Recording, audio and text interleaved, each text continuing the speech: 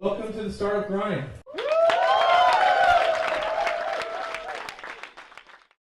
And then a lot of products in digital marketing space. So we've got Quasar, Tyro, 79 integrated, and SPG Media happens to be the parent company, and under that he's got a lot of products. So the idea is just to talk with him and just go through his life story from the as they say, from the horse's mouth. So that's what we're going to try and do. So you're a legend in making. I don't know. Hey Manish, so we want to start with your childhood actually. So where you grew up, and did you have any siblings? How were you with your parents? I mean, first time I'm actually encountering that question, but because it, yeah, I mean, I grew up in Delhi, very modest background. My parents, very middle class background. I mean, very well educated. Yeah, I have a brother who's about 10 years younger to me. He's more entrepreneurial than I am.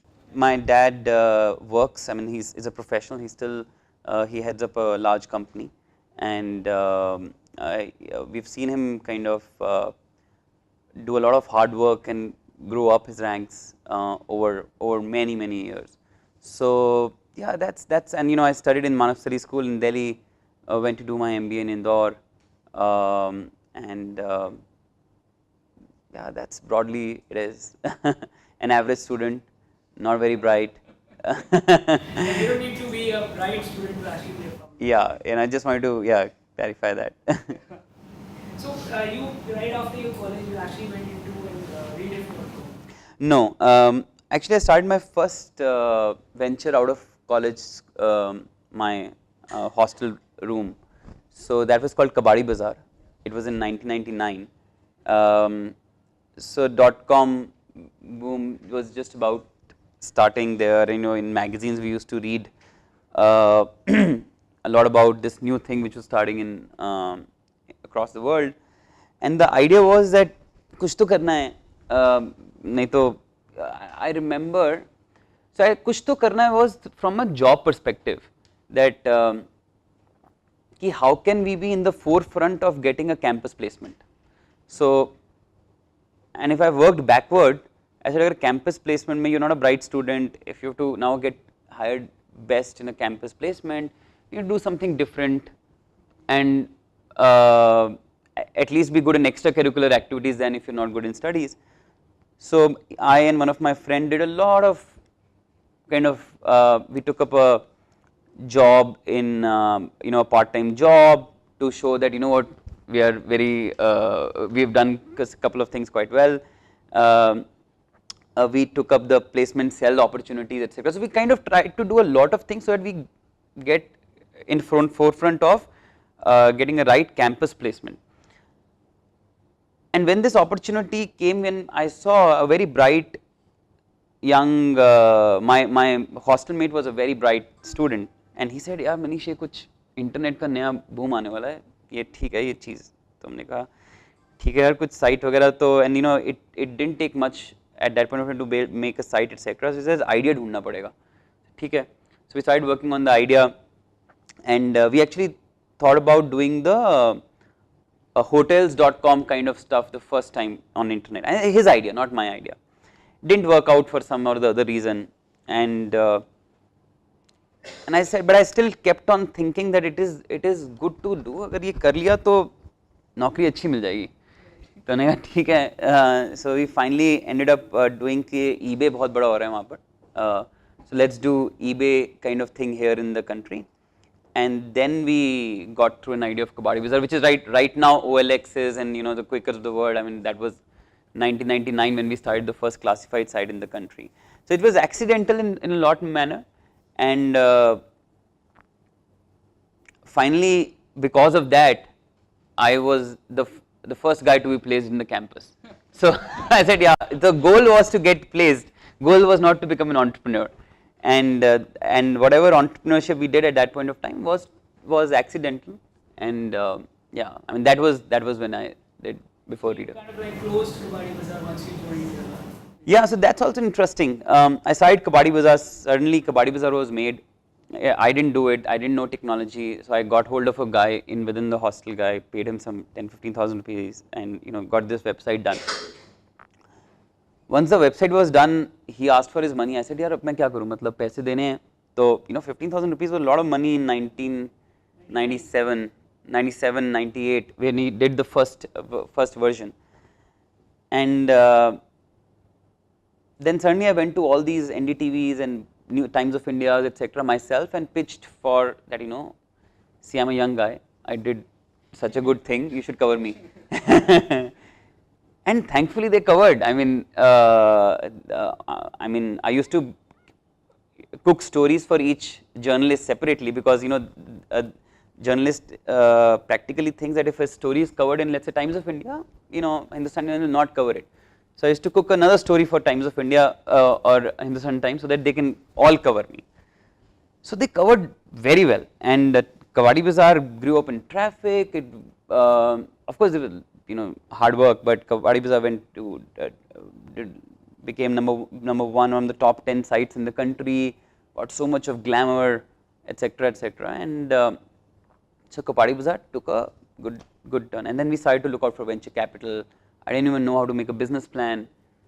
Somehow kind of made a business plan. So my first business plan was like 7 A4 size sheets, pasted, sellotaped behind and kind of folded. So I went to one of the hotshot VCs at that point of time, and I just met him recently. And he said, business plan dikhao. I said, yeah, I have a business plan. So I opened like 5 folds and 3 folds here and said, this is the business plan.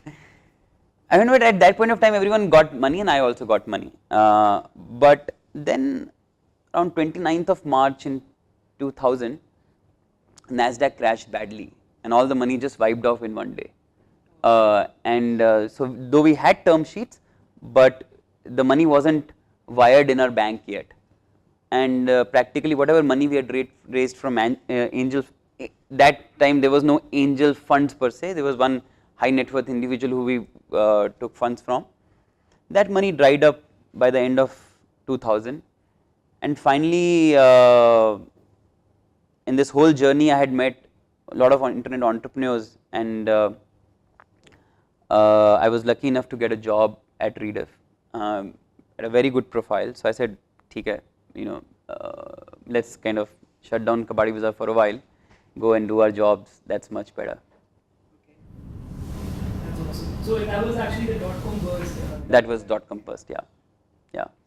So how was your life in Rediff? I think you were doing sales there. Yeah. So Rediff Rediff was one of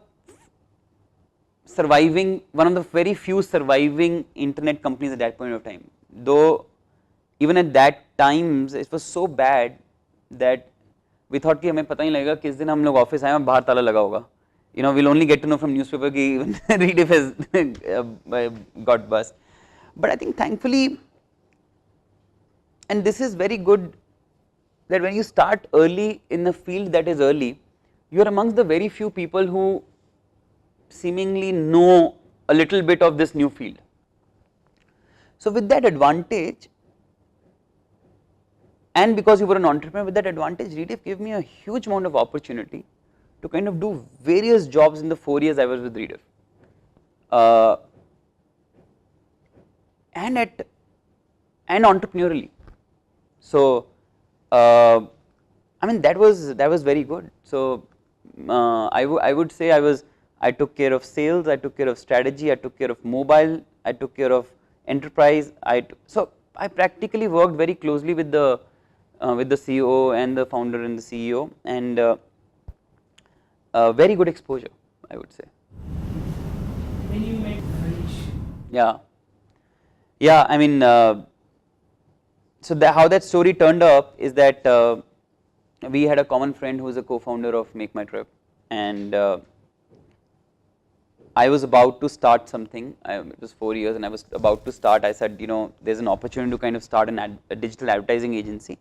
I was about to start an advertising agency with me and one of my colleagues, and I went to make my trip to say, you know what, why don't you become my first client while I was still in the job, because very difficult to kind of, you're getting your salary, very difficult to kind of leave your job and then immediately do that, but you know, one had to do.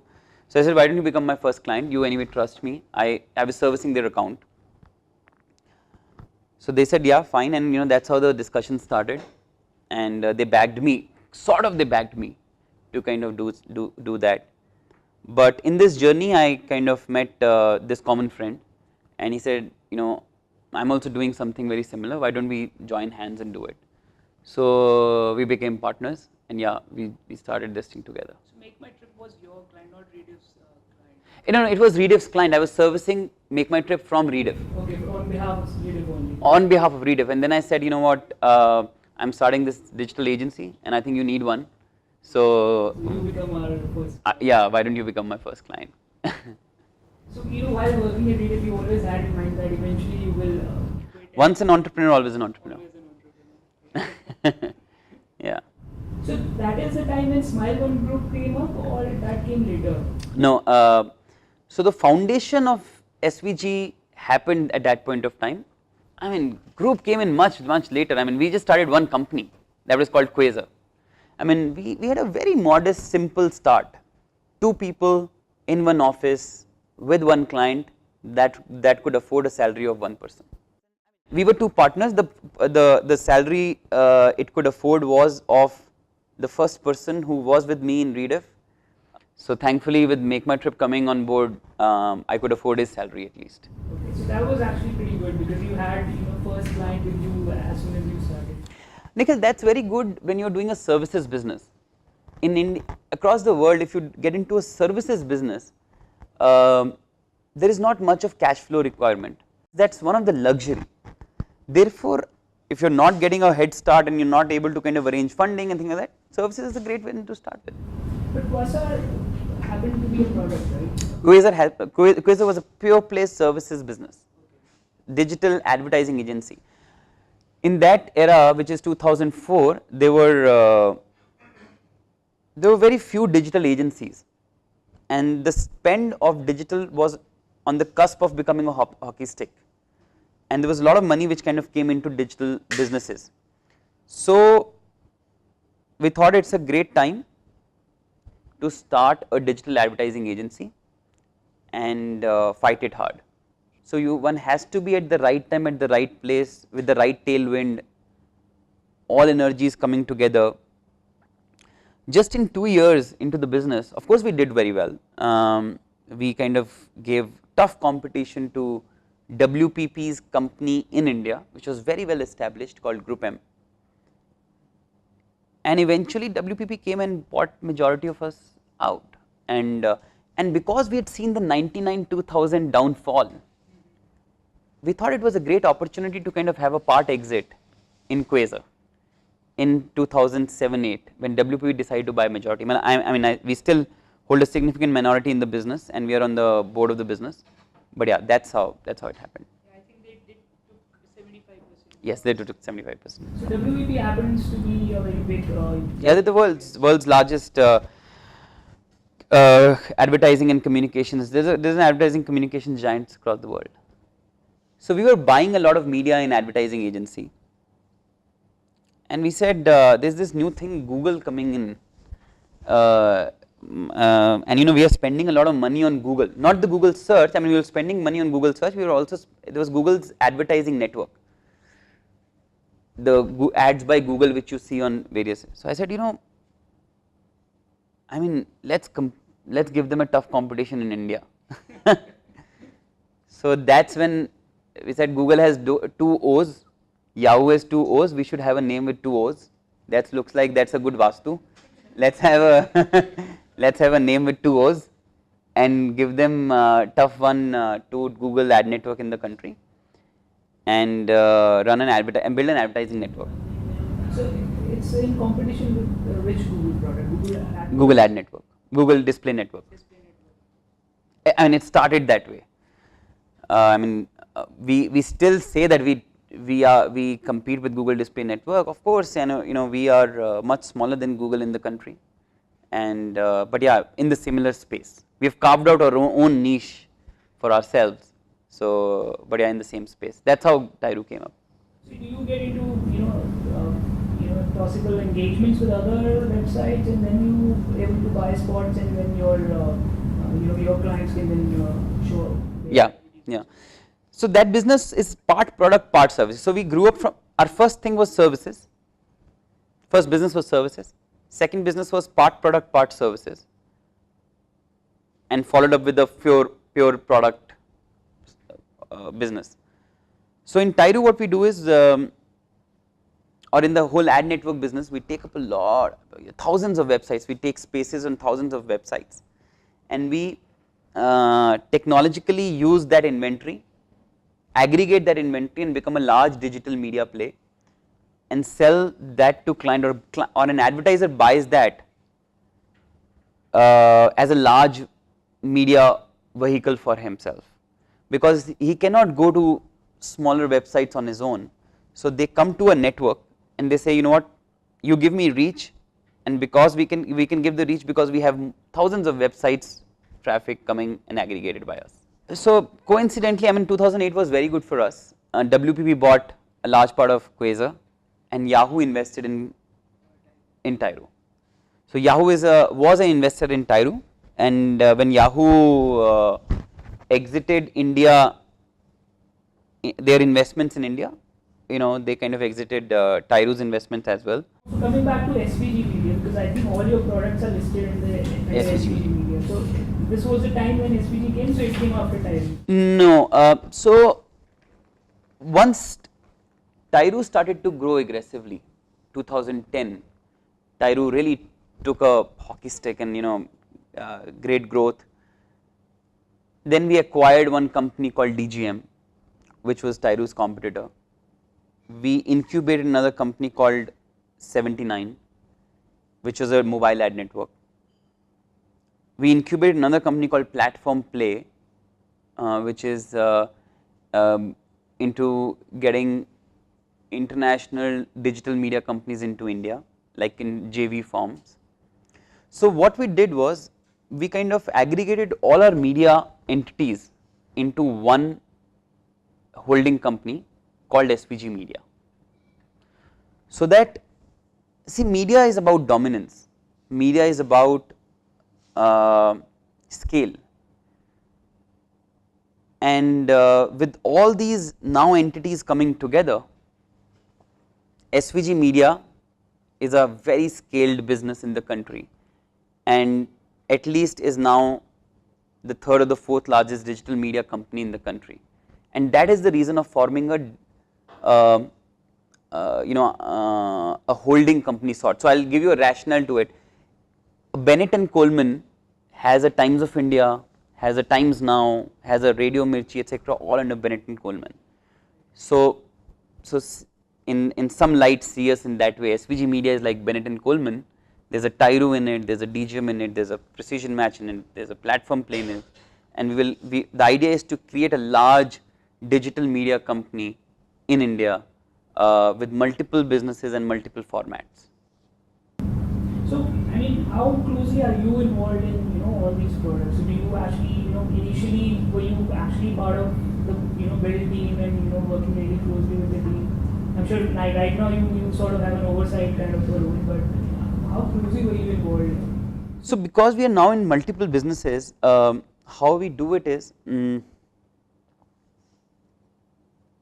we actually look at a very passionate entrepreneurial candidate to either start or run the business, and then trust on him to run this business as a business head. But each time there is a new start or a new product is being launched within a company, I mean there is not a chairman's view right now. I mean you still work with each and every company, with each and every business head to launch either new products or to grow the businesses. I mean we are far from being just saying let's sit in corner office and see what's happening. You can't do that. I mean you're still an entrepreneur. It's just that because you're handling multiple businesses, you have a format to do that. So apart from, so like you mentioned, apart from all these products you also incubate. Why a shift? That's probably a shift in your business model, I guess. Right. So why did that happen? It's very interesting. See, we see that there's a lot of young, this whole industry that we are working in is about youngness and is about dynamic ideas and is about new entrepreneurship. We have seen some young companies that we missed to incubate or invest have actually grown very well. So the reason why we have kind of created an incubation within our businesses is that maybe while we are occupied and busy with what we are doing, any one of you or anyone can come up and say, you know what, I think this business in next 10 years will be done this way. Now we are unfortunately or fortunately in the business which is not like a steel mill that everyone knows in next, even after 10 years steel mill will be run this way. They are not set formulas. We are all innovating in this medium. So it is therefore important to have young minds and young entrepreneurs and young incubations to work alongside us, who can probably see 5 years ahead, 10 years ahead, or maybe right now that things might be done very differently.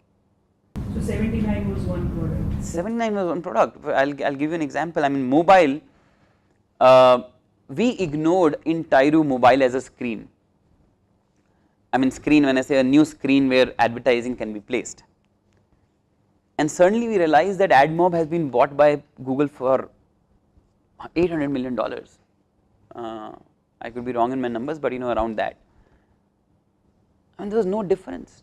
AdMob was probably started at the same time as Tyro was started. But the fact that the CEO or the founder of AdMob could see mobile coming in much faster or much sooner than we did. So, and that was the advantage which AdMob took, and of course it was in a different market. Similarly in India, because we didn't see mobile space coming, and we realized that it is very important to incubate a mobile business. So we incubated, and we incubated 79 to have a mobile network focus. And now you can say it did, I think it's doing very well, because we sold off that business to Gunnar and Jar in about 9 months, not out of desperation, but out of the sheer fact that Gunnar and Jar was ready to pay a decent amount of value for a business that was just 9 months old. And the founders, the team that was working, the co-founder who were working on that project which we had incubated, they were very happy with the offer they were being given. I said, okay, if you are happy, we are happy, and the business, as I know, is doing very well. So yes, you're right. So that is one of the examples of our incubation, where if there is a new thing, it needs its own space and own focus to do something new. Don't you think your products have a natural progression towards? Mobile is like you said, another screen. So your products should actually be there as well. So it's one medium where a lot of focus is, and India, I think it's the third largest smartphone. Very very right, Nikhil. But you know what?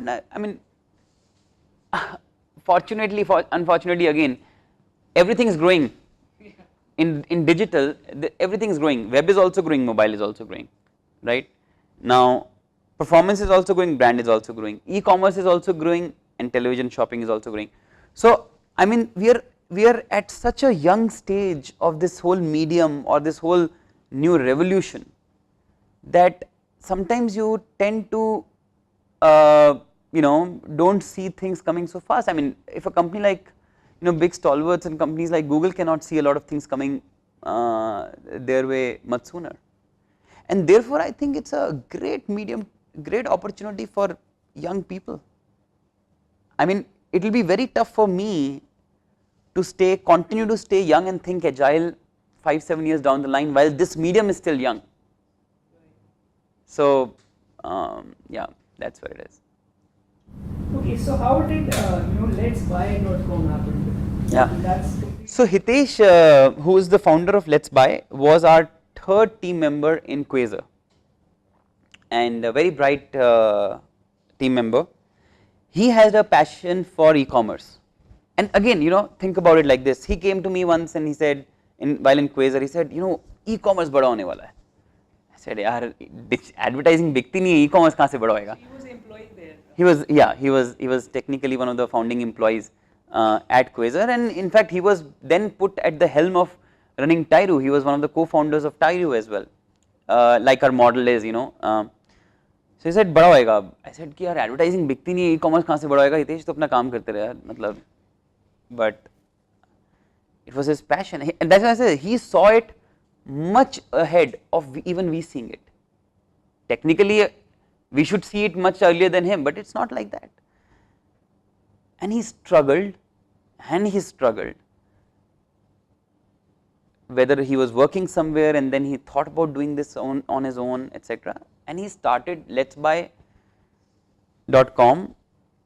because he thought that e-commerce will be big in the country. Even before venture capital thought that it will be big in the company. So he didn't start this business when there was tailwind of e-commerce. He started this business with his belief and with the headwind of the business. And because we were associated, he respects, we mutually respect each other, we've worked together. So when he started Let's Buy, and 1 year down the line of Let's Buy, he came to me and we kind of, and I of course at that point in time had a lot of interest in e-commerce because it was again a natural extension that after doing services, then product plus services in media, and then a product with e-commerce, because e-commerce requires a lot of marketing and media. So it was a natural extension for me as well. We decided to partner, and we together co-founded Let's Buy. An awesome journey, and again we were at the right time, at the right place, in the right space, in the right market. We never knew that just in couple of months or few months we will start to see so much of venture fund coming into e-commerce. It is just sheer luck. Now I think almost all the VCs want to invest in e-commerce. Don't want to invest in it. Yeah. At that time there was mad rush, and it's unfortunate that it came in as a mad rush, it went as a mad rush. The fundamentals of the business still there. We all shop. Now I can, 4 or 5 years back I would have restricted myself saying that we all shop online. But now I think we all shop online. And it will only increase over years and tens of years to come. So these large businesses cannot be made in like 1 year or 2 year or 3 years. These businesses have the horizon at 10 years, and you don't build businesses for VCs. You build businesses because you believe in them. VCs will come and go. They work on cycles. So Flipkart took over Let's Buy. So that was again a conscious decision that you wanted to, maybe after some time. Not really. I would want to be honest. Flipkart acquiring Let's Buy was not a conscious, not a planned decision. It came in, and there were certain circumstances at that point of time for which we had to take the right decision for our brand, for our team, for the continuity of the business, and in interest of a lot of other stakeholders as well. And we were directly competing with Flipkart, and we thought that it was in the right interest of the business that it should be acquired, and that we should take this offer of Flipkart, while we had plans to kind of run it for many years to come. So what do you think of the e-commerce market right now? It's in the consolidation phase, as a lot of people say, but there's a trend as well from Amazon that they'll come in and they'll just take away all the market. So I have a very fundamental belief about e-commerce. E-commerce is what? E-commerce is like a retail business. So there is a perchun ki dukan, and there's a nearby shop that we all go to, our nearby store. which we walk and go and buy stuff, and then there is big bazaar. Okay. Fundamentally e-commerce is correct, we will all shop online, but you have to adjust to your aspirations. Are you opening, I mean there could be entrepreneur, I mean the guy who runs a small shop next to 500 meters away from my home is also an entrepreneur, right? But is an entrepreneur very happy with one shop, whereas there is another entrepreneur in name of Mr. Biani who wants to do big bazaar and wants to be unprofitable for years to come, but he wants to kind of make a large business in the same business that he is doing, that this small time entrepreneur is doing. So where I tell people that fundamentally e-commerce is correct, you have to adjust to your aspirations, that whether you want to open a small e-commerce shop and be happy with 20 or 100 or 200 transactions that come by, or you want to build a 100,000 transactions per day business. 100,000 transactions per day business will take a lot of capital and time, but which a 200 transaction business per day will not do. So you have to just adjust your, I mean a lot of, I see a lot of people going into e-commerce even right now, and rightly so, but they have to adjust to their, कि ये लाले की दुकान, मतलब it's like हर रोज गल्ला देखते हैं ना कि मतलब कितना पैसे डाल रहा है कितना जा रहा है, उस तरह से चलाना पड़ेगा वो business. Because I think the game of the large e-commerce, building a very large e-commerce business, because it is very capital intensive and there is a shyness in Ps and VCs to invest in such businesses at this point of time, may not be true expectations one needs to do as an entrepreneur for himself. So you have to decide what you want to do. E-commerce is fundamentally correct. And it's going to stay in India. Yeah, it's the way we will all shop. I mean, part of our shopping will happen on e-commerce, there is no denying about it. I build business, I mean we all should build businesses for profit, for sustainability, not, I mean selling is by the way, I mean why aren't companies choosing to grow slowly, make operational profits and then probably scale once there is kind of the rush to grow the market and expand very fast? So do you think there's a problem there? Yes and no. Yes, is that a problem statement? Yes, that is a big problem statement. Why does it happen? Lot of factors. One of the factors is peer pressure. There are profitable e-commerce companies around the world. I mean, even on the product basis, there are profitable e-commerce companies in the world. But like I said, it's a decision one has to make. You can run e-commerce profitably also, with what scale? World would have been ideal if people would have given time to grow it naturally. VCs have a 7-year window. Screwing up stuff. Yeah, so VCs have a 7-year window to exit. That is why people are killing each other and saying, because companies want to kill each other and say, you know what, if there are, so let's say if you want to today buy electronics, if Flipkart bought Let's Buy, I think one of the destinations apart from eBay where you to buy proper electronics is Flipkart. I mean there is no other competitor, major competitor. So there may be a forced loyalty in some manner. Even if website called abc.com may be giving you 500 rupees cheaper, you may not want to try that and you may want to still buy it from Flipkart, because there is a certain brand confidence that you have. So there are ways to achieve LTVs and brand loyalty. It's a tough business. It's a very tough business. It's a distribution business with very low margins, and those margins can only become large amount of profits at very large scale. Would you say that's because there is no differentiation? Probably yes. Retail businesses have very less differentiations. Finally, Because you retail have a product range which nobody else does. Yeah, There's no differentiation. there is, and that is why if you look at the next level of e-commerce investments in at least US are around private labels. So they are saying, let us invest in private labels, at least they will have differentiations. But yeah, I mean, yes, you are absolutely correct, but that is historically even in offline trade. You know, there's very less difference between a big bazaar and let's say any other large departmental store. But you know, you some point of time you start to build little loyalty कि चलो यार यहीं चलते हैं. Convenience and tough business, and it is LTVs are difficult to achieve. It's unfortunately a capital intensive business, but it's a business of scale. It's a business of glamour. It's a consumer business.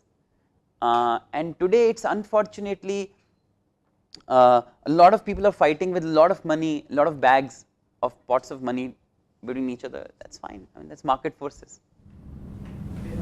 Just trying to understand that if I understand, you know, VCs and private equity firms, you know, they have a certain exit window, you know, 5 years, 7 years, 10 years, depending upon, you know, the industry. The sunset period. Yeah. Sorry. The sunset period. Yeah. Yeah. Sorry. Yeah. So, what is the real? I mean, how does I would say what would be my biggest barrier to investing? Because one you said less differentiation, one you said low margin. Interesting question. So, see, the definition of an investor is that he has to multiply his money. Okay, very simple. He technically should not have love and passion for where he is investing money, right? A dollar is a dollar for him. It's a cold hard investment. It's a cold hard investment. Unlike the entrepreneur, it's his passion, it's his love. He's doing out of his you know, his whole interest and want to become big, etc., etc. No, so if right now, if I was an angel investor in an e-commerce, my question primarily would be, how will I get an exit of my money? My money exit will only happen at Series A, at least, or Series B of investment. If Series A money is drying up in e-commerce, I will not think differentiation. It's that is all okay from a business evaluation standpoint, but I will evaluate that business to say that the business has to do so well that it attracts Series A investment and then Series B investment, so that I can multiply my money and get out of the business. So, will this business attract Series A or Series B? That will be, in my opinion, the fundamental process of an angel investor. And for that, he will evaluate the business in multiple parameters. One of the things could be differentiations, sustainability, unit economics, etc. In that environment, how about one starts going to raise funds, right? I mean, in that environment, you are saying, how should one raise funds? That's your second question. It's tough. I mean, or then start a fundamentally strong business which is very good on unit economics, that 10 रुपए डालता हूँ तो 15 रुपए बाहर निकलते हैं. You should think about profits practically in an India kind of a scenario, that if even I had money, I would invest in this business and it will churn out profits. Some companies or some entrepreneurs sustain their businesses thinking that I will raise more capital, I will raise more capital, I will raise more capital. I do not live with that fundamental, at least from my standpoint. Your business has to be fundamentally a business which will churn out profit. And therefore, if there is businesses that churn out profit, there are buyers available, and therefore angels or VCs, etc., at some point in time can definitely have exits, but it's tough. Moving a bit towards customer acquisition, how do I do that change behavior? Even in a smaller geography, let's say NCR is my target region for the next 12 months. What is the most cost effective way to do customer acquisition? So, again, you know, a smart question, but no, there is no one sharp answer to it. Right. There could be a series of, you know, multiple ways. What you could do. Multiple ways. Yeah. First of all, it depends upon that what is the CAC that you can afford, the customer acquisition cost that you can afford, and you know what time do you, how much time do you have in hand to scale this business? What is the kind of scale you are looking to kind of do this business? So depend. So another good example is, for example, Zomato, right? I mean, I know of this business for many years when this business didn't have any takers from an investment standpoint. Started out with a different model as well, as a delivery service. No, as a menu. They said that we'll have all the menus, and no, there were no takers. I mean, the founder would probably go and I think he would have struggled a lot to kind of find his first investor. They were called Foodie Bay and all the kind of stuff, and a first investor. So now they took many years to kind of grow naturally by having a great product. So their marketing was great product. Maybe that is, and that was viral, and they kind of focused on only smaller geography to start with. So I would say the cheapest way to kind of build a customer base is word of mouth. Now there are many ways to kind of do word of mouth. Essentially, if the heart is a great product, I think the future is very is secure, and people can actually, your word of mouth secures a very good amount of marketing for you. I can tell you many paid ways which are cost effective, but in my opinion, because I don't know the nature of the business and the media, your prime vehicle of operations, I would say try and see how can you generate a lot of word of mouth. Even so, it takes time.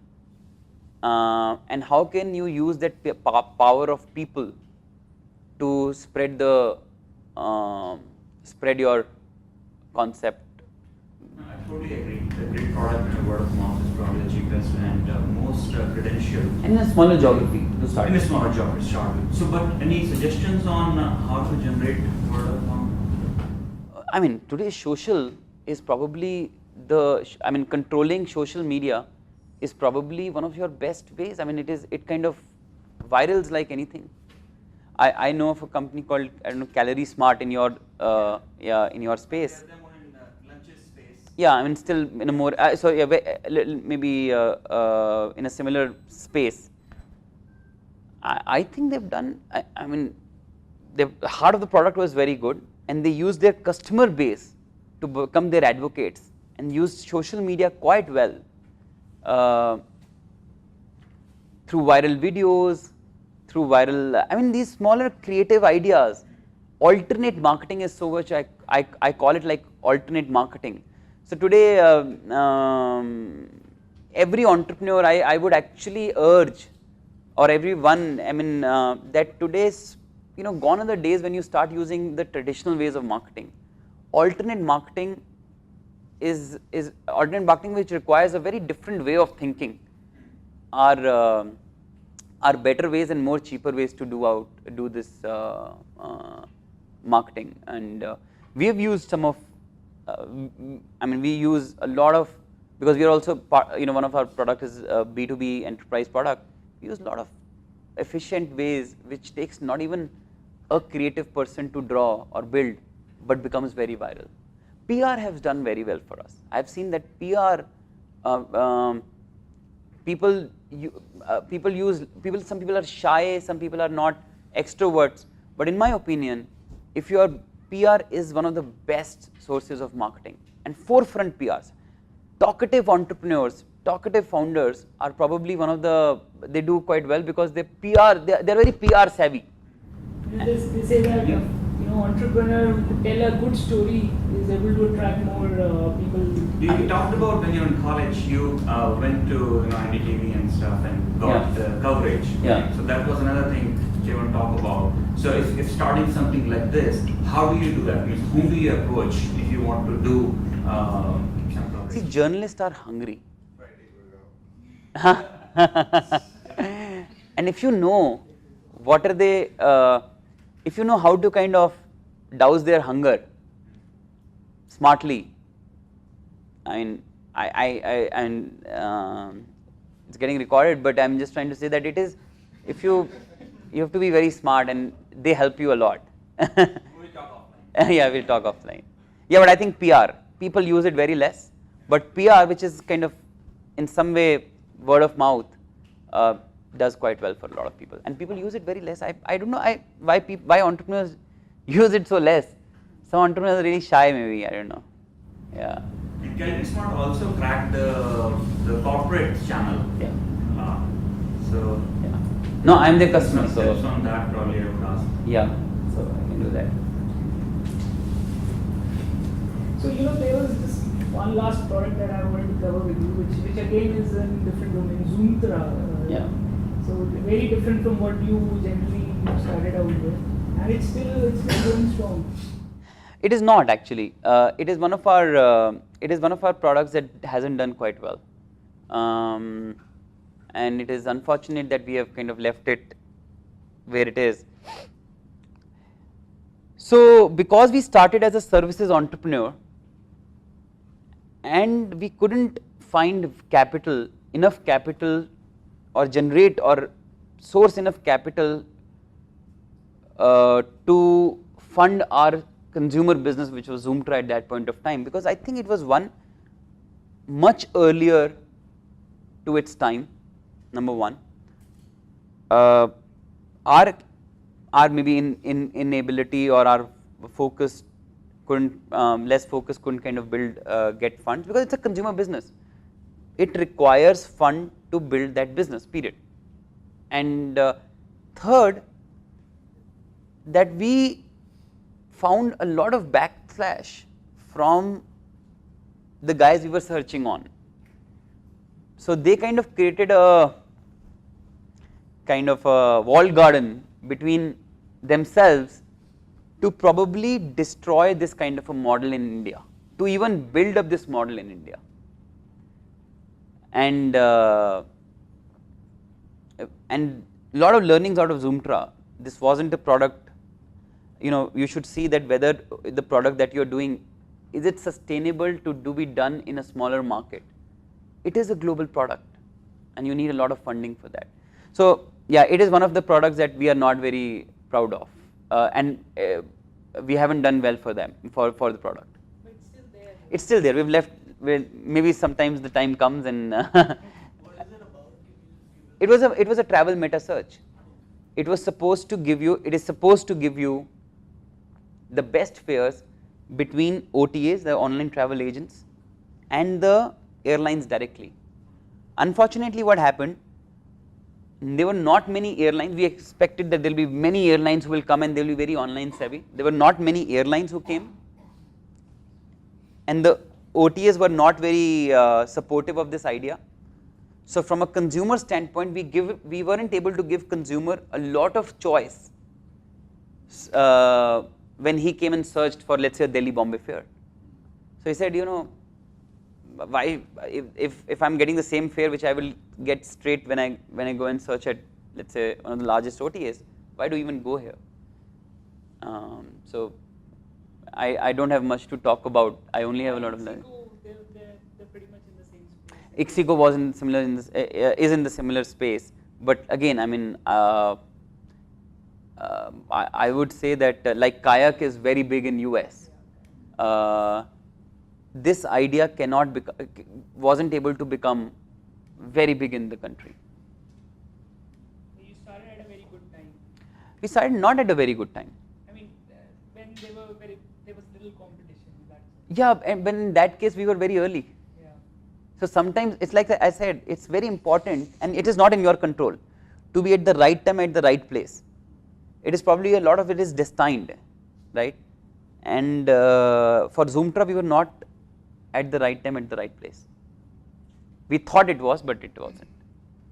So I had some general sort of questions for you. So there are a lot of us who actually have a day job and but actually plan to become entrepreneurs once. So, what's your take? What's your message to people like them?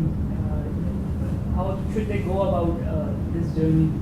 Leaving a day job, getting a good salary, having responsibilities, and then starting your own stuff. It's a big, massive decision for everyone.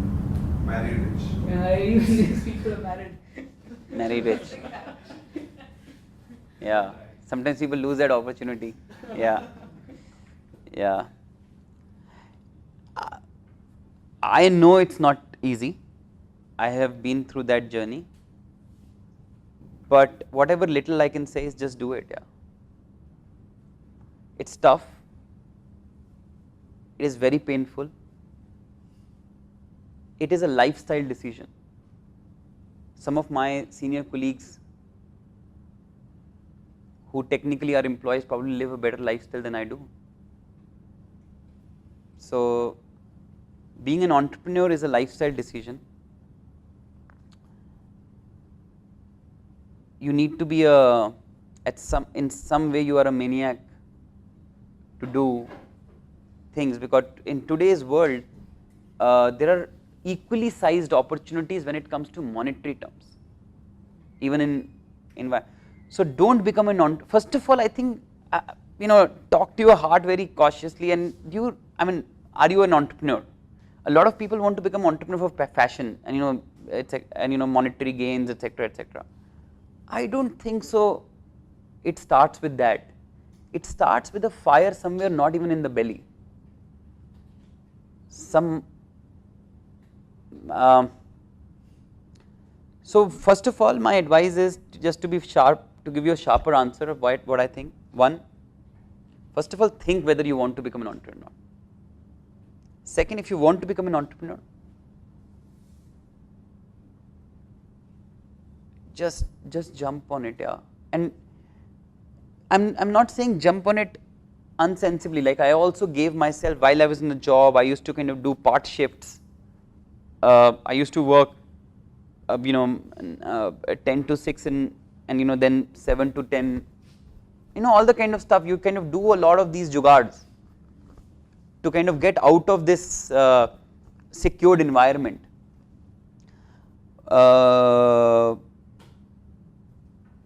But yeah, there needs to be just jump, yeah, jump. You made a right decision. Yeah, just jump and give yourself X amount of years and say that, think about it once and take this decision, because in all practical, you can become an entrepreneur even at the age of 50, but in all practical terms, it continues to become difficult by every passing day. It's very easy when you're out of college. It becomes it's little difficult when you're in a job, more difficult when you're 5 years in the job, more difficult when you get married. I kind of quit Rediff 20 days before my marriage, because I said, once I get married, it will be very difficult. There is practically a lot of pressures, etc., and you have to answer a lot of people. So sooner the better, and the time is now. Can I ask a question? Yeah, please. So let's assume I start my own firm or organization with a very small capital, and that's what I can afford, either VCs or angel funds or whatever. And suddenly, now we all understand there are lots of money in the market. Suddenly, there's a guy comes up and he builds up an empire out of the same idea and all the same stuff. What would really differentiate me with the other guy who has lots of money there? What would that key factor which would make my business successful? Very good question. And I'm seeing that in one of my business right now. Practically, if you're in the business that requires capital, that is capital hungry, unfortunately you are caught at the wrong side, which is like the e-commerce example. That the difference between let's buy and someone else was capital, right? Why did we sell out and somebody bought out? Why didn't we bought out someone else? Difference is capital, right? If you think money is not the only factor in your business, capital is not the only factor in your business, there are other factors that your customers like, then sustainability. Continue to remain sustainable out of your profits. So maybe somebody will become very big, you will become big. Third, a lot of times I have seen that when a lot of money comes to a lot of people, they take foolish decisions. So in one of our business, our competitor has raised 10 times more money than we have. and in our opinion, that amount of money was not required to in that business. The economics of that business does not make sense to raise that amount of capital. Our thought process, we could have been wrong, but then we thought that that is right. And probably they ended up, and we said no worries, our fundamentals say that we will not raise that amount of money. And we continue to sustain with profits. And today, while they raised 10 times more capital, but we just sustained with our profit, and they took some, probably I should not quote, but in our opinion took some foolish decisions. So the capital got wasted, and we are at probably the similar levels as they are. So you have to decide if, but it's very tough if your business is capital hungry, and capital could have made the difference. If you are trying to find what VCs look in the business, then probably you have not started the right business, because first of all you should see why you have started that business. You are not, people go wrong when you start a business because VC can invest in this business, and you are trying to make the business in such a way that let me find a way to get investment from VCs, right? I mean, that is a secondary question, that how to make a good pitch to a VC. What attracts any investor? No, is the fact, is the fact that you have, you probably will be able or have, or you have an idea that is fundamentally creating a business profitably at scale or at less scale, but with profit, that you are creating a fundamentally strong business. And then if you believe it, maybe VCs don't believe you for 10 years. Just Dial VCs didn't believe him for years, and the same VCs went to them to invest in multiples. Same VC invested in, was behind investment in Let's Buy, who ignored Let's Buy 3 years back, 3 years back before it got sold. He didn't meet the entrepreneur. He said, no, I know what you're doing. He went to Bombay specially, my colleague went to Bombay specially to pitch for that business. The guy didn't meet him, and the same VC came back to him to say, you know what, now I find your business very attractive. So the idea was that it was your thought, or it was, let's say in case of Just Dial, or in case of Money and Hitesh, in case of Let's Buy, that they believe that my business is good. Somebody else may believe or not believe. Yeah, you are not building a business for him, you are building a business for himself. He is just an investor. You are responsible for his money, but he is just an investor. I represent a business school, and like I was telling you earlier, we think that over the years we've done a lot of proactive things to be able to create or generate, managers, entrepreneurs who are in sync with what the times require, so to say.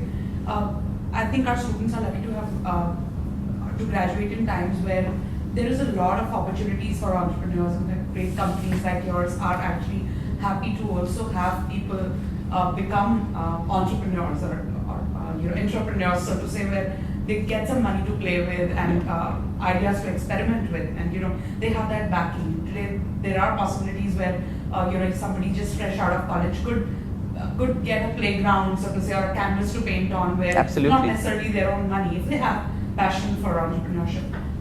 What are the 3 things that you would want to see in every youngster who approaches you with some idea or some passion of that nature, and how can an education institute help direct them in that direction? What are the 3 things that you would advise me to do so that my students are better prepared for a world of entrepreneurship that awaits them, whether they want to do it right away or 4 years, 5 years after having done some work or professional service?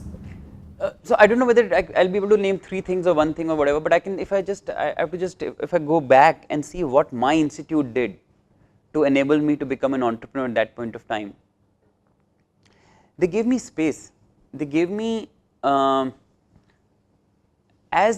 they saw the spark and the passion that what I wanted to do was probably more important than the semester I was trying to do that in. They gave me space to do my own things as a special case. Number one. Second, they glamorized. I think glamour is important. It is a great driving force, you know. So in whatever they could, they gave me a glamour, and which kind of that to and that's this human, right? You want more glamour, you want to do more success, you know, so that you continue to kind of ride up the ladder.